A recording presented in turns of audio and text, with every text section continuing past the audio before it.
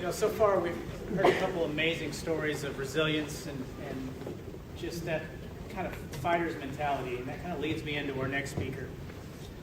You know, when everything in your world is kind of changing, Sure. and your health is kind of what's the cause there, it really does take a fighter's mentality to get through it, find the solutions, and find a path. I'd like to introduce our next speaker, Sergeant Heiling.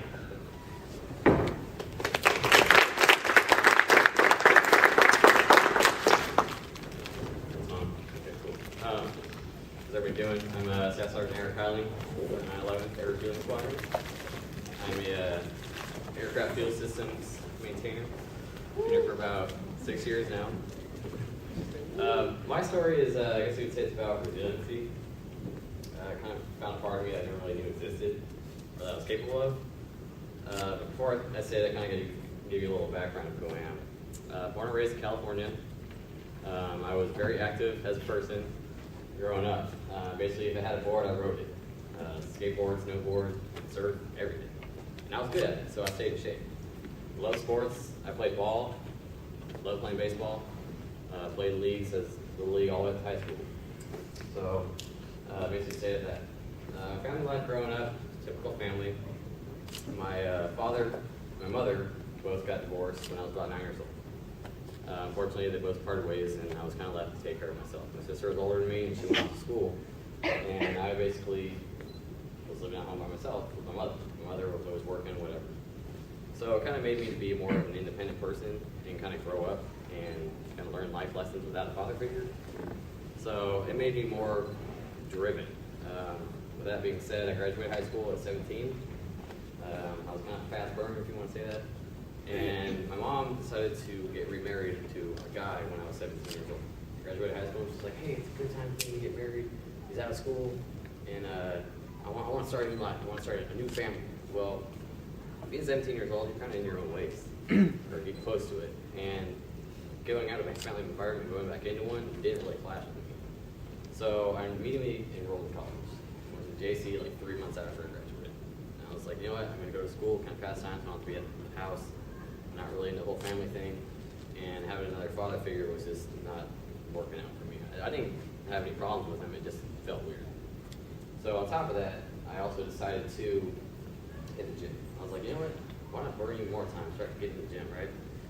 And my stepfather, you know, she had to come home and eat at night. My stepfather was a health nut, which in order made me a health nut. So we put two and two together, working out at the gym and eating healthy. Well, you're gonna bulk up pretty quick, right? You're eating healthy, you're not eating fast food. So I kind of caught on to that, and I was like, well, why don't I just go to school for nutrition, right? It fits me, make me feel great, seeing results at the gym, why not? So during this time period, like I said, I still lived at home with my mom, stepdad, and I was going to school. I started feeling a little weird. And when I say a little weird, I mean body changes. And yeah, okay, I was getting bigger, but something didn't take with me. I was irritated all the time, and I was just kind of not I guess happy or content with whatever I was doing.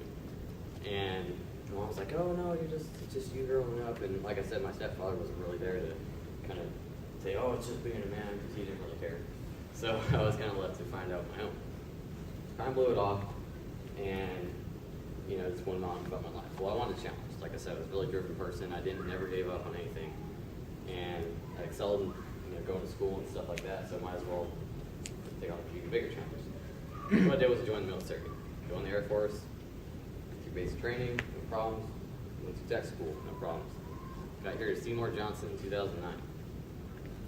And a little bit of change, and I still started feeling weird. I was still feeling odd. I made it through medical, no problems. I was bruising easily. I was gaining weight, but it wasn't the good weight. It was the bad weight. I was getting fat, to say it bluntly. And my face was getting really big, my stomach was getting big, and I was getting weaker. I was passing PT tests, no problem. But I still didn't know what was going on. I was still going to school, taking classes, and I was eating healthy. Like I said, going to school for nutrition, right? So I wanted to stay healthy. So I couldn't understand it. I was eating the gym, I was eating healthy, hitting the gym, but I was still feeling weird. So I went to the doctor, and I used to go to the doctor, and I'd see my blood pressure reads. You know, you go in for your vitals and take, okay, height and weight, and take your blood pressure. Well, my blood pressure was high. Didn't think anything of it. Oh, you're just nervous, got the doctor. I feel fine. So I left off with that, and I started noticing I was getting weaker in the gym. I was bruising easy, just really easy. I didn't know what was going on. I was like, I feel kind of weird. I was getting kind of moody sometimes. People at work were noticing kind of changing a little bit. Sometimes I'd be happy. Sometimes the pen would drop and I'd get all flustered. And, so it was really weird. I didn't know what was going on. They're like, this isn't you. You used to surf. You're a surfer dude, right? It's not me. And so I went on with that. And I decided I wanted a bigger challenge, like I said. I was like, I'm sitting here in Seymour Johnson. I'm in a tanker squadron. So it's kind of slow, right? Well, at least for me in my shop. So I want something else. So what I do, put in for us for Korea. Boom, 23rd birthday. Got picked up for us.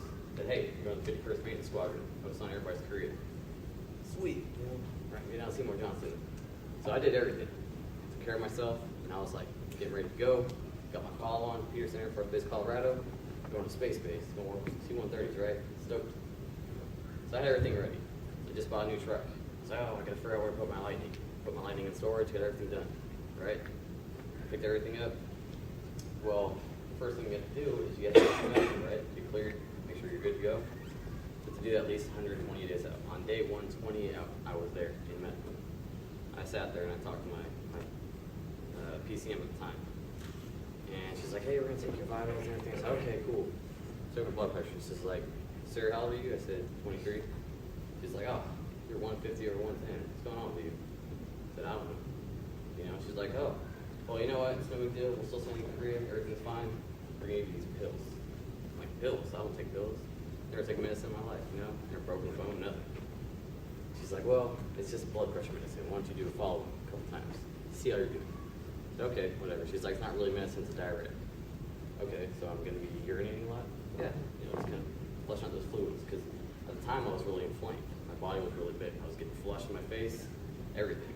And so I went in and did that. And she's like, by the way, we want to send you to an endocrinologist. I said, endocrinologist has a metabolism doctor. Someone that monitors your heart rate and things like that, and kind of how your body hormones work.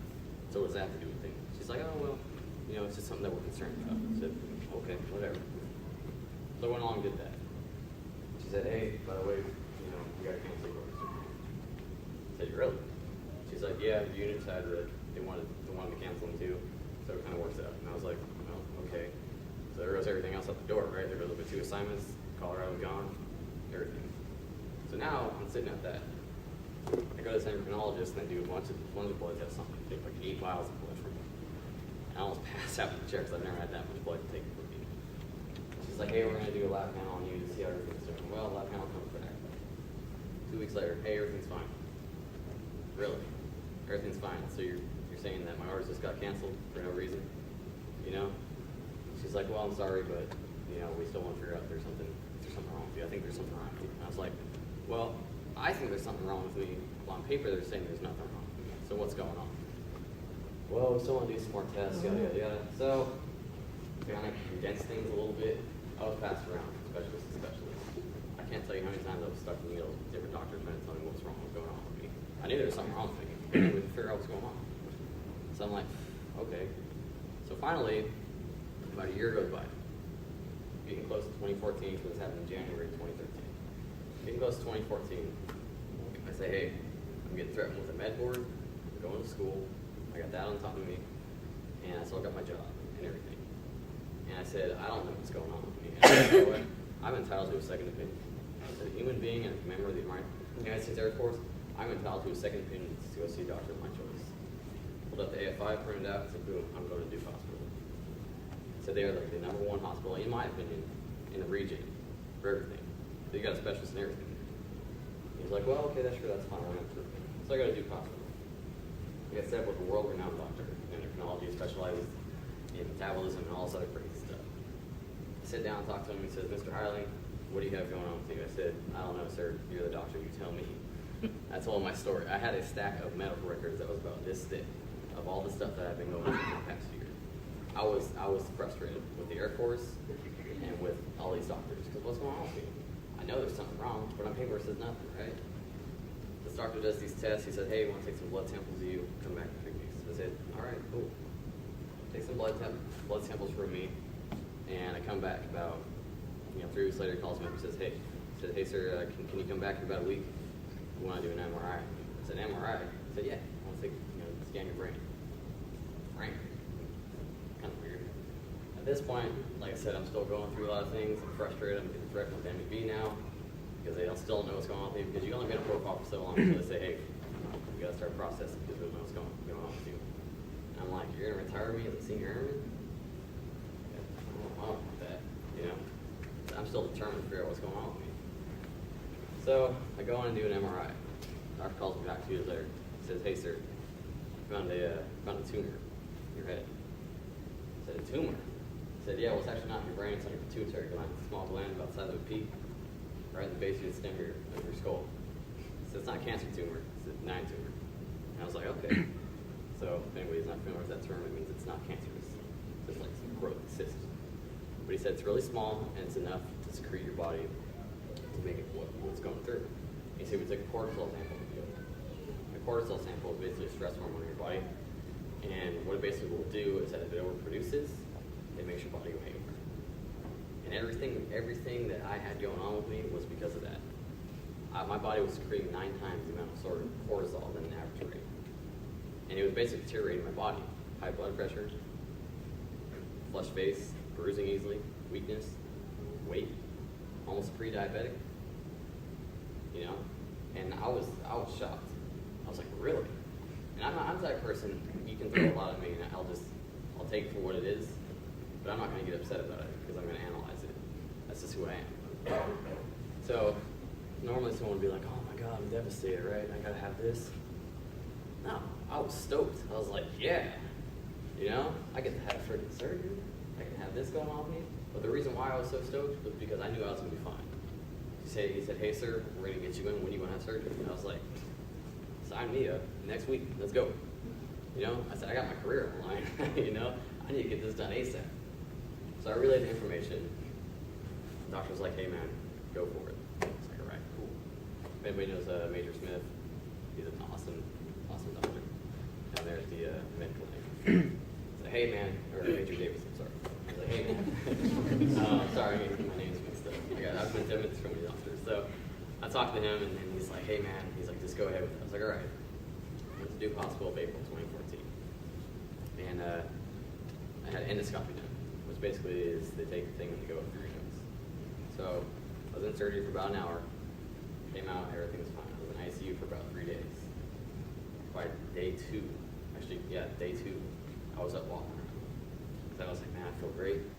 Still got like wires and 4 IVs in this arm and 1 in this arm, probe, catheter, everything. But I'm like, you know what? As soon as I can get up, I'm gonna start walking around. Start walking around the hospital. Sitting there like a gurney, things you see in like Resident Evil. Anybody's familiar with that?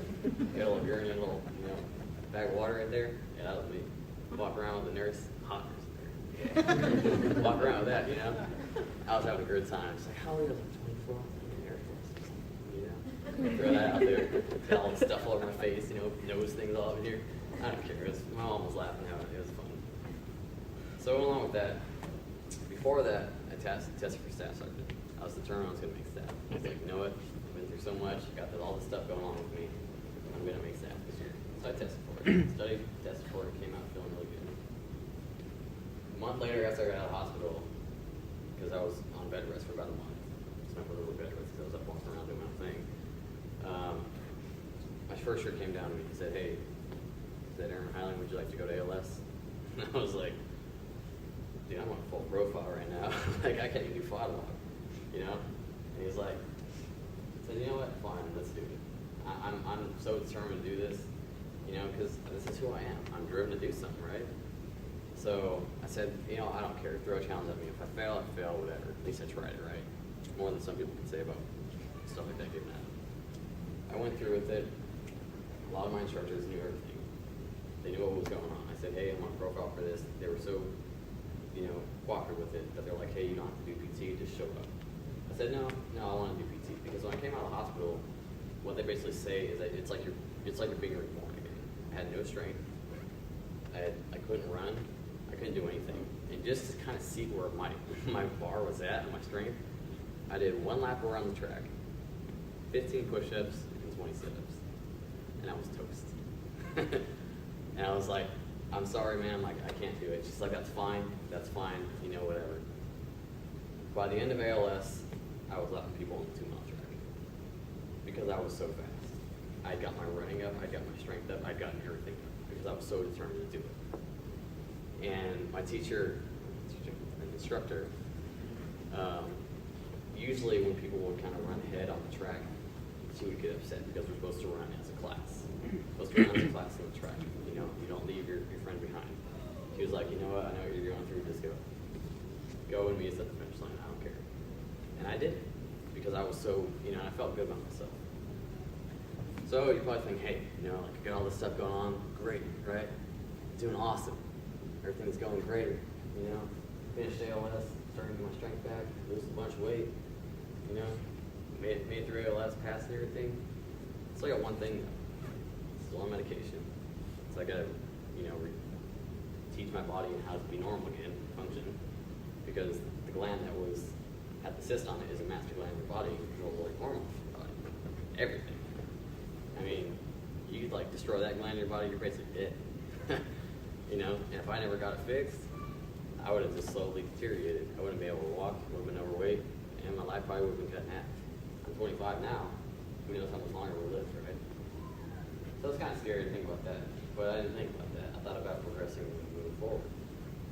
So, anyways, like I said, I was still on medication, but I still had a med board hanging in my head.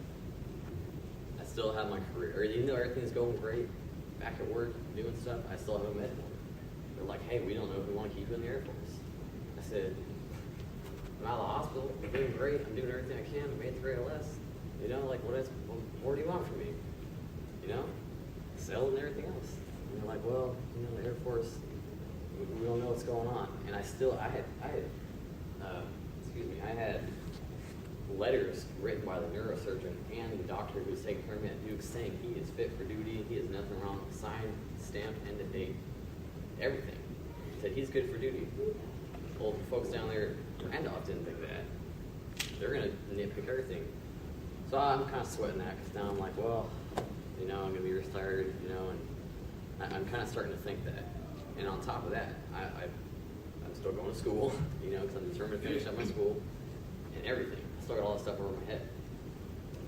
And so it's kind of frustrating, you know, and a lot of black kind of pile on top of me. So he said, hey, we want to do one more medical in October.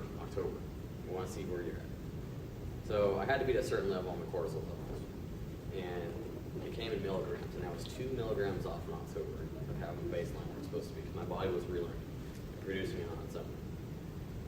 So he's like, hey, we're going to submit it. I'm going to make it look really nice. I'm going to add everything that they said at Duke Hospital, put it in there, and we're going to send it down. I was like, all right, cool. So I sent it down, and they get a kickback. And they say, hey, see where he's at? He's doing good. We want to see where he's at in January 2014. Like, okay. So I'm working with him, working with my flight doc, and I'm like, man, I got so much evidence. I got like this thick of medical records of all the stuff I went through. I got doctors having my back at Duke, everything. Even the doctor here on base was reporting. So January comes around, and I'm sweating. I'm like, man, I hope my levels are at normal, right? So thought they were at normal, hope they were at normal. I go in and take it. Turns out everything was great. I was at normal. I was like, yes. So what did I do? I didn't waste any time. I was so persistent. I was like, hey, type me up a letter. My career's online. Send it to me so I can give it to my doctor and they can send it down at headquarters and have them make a decision. Got the letter back, got everything, you know, sent through. Came kickback. I wasn't able to re-enlist. I was coded. I wasn't able to re-enlist. Wasn't able to do anything. I was locked here as soon as we're done. And I was trying to re-enlist. I re-enlisted on September 11th of last year. Held my hand up. Yeah, it's cool. Do that big. But I couldn't push my paperwork through because I had a code against me. So I pushed everything through. Riley Volts came back. He said, hey sir, everything went through great. You're returned to duty. You're fit for duty. That day, I was in MPF. I was sitting in MPF. And I was like, you push my paperwork through right now. You're re-enlisting me. 4 years. Let's go. Let's go. I'm doing it. And they pressed it, did it.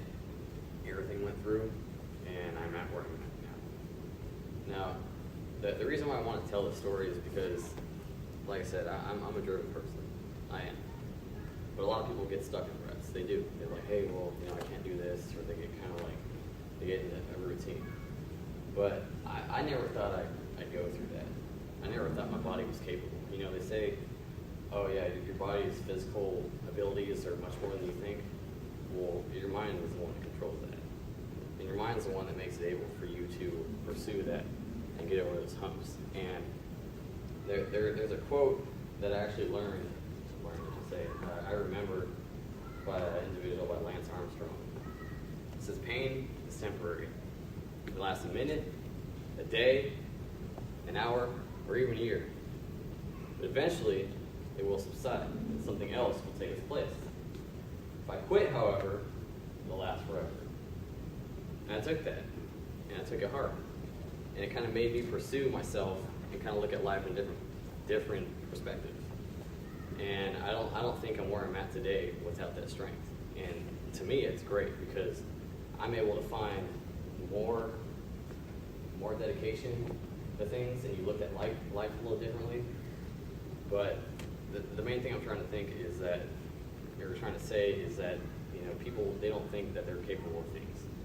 But in reality, you really are. You just got to have the right mindset to do it. Because I saw something that, I jumped over and got over it. Like I said, I grew up, I never had any problems in my life. Hey, you have this, but I don't know what caused it. This is something that happened, So, that's something that I like to pass on to people. But another thing too is it's like everybody gets knocked down, but it's the ones that choose to get back up are the ones that actually move forward and do things. So that's my story.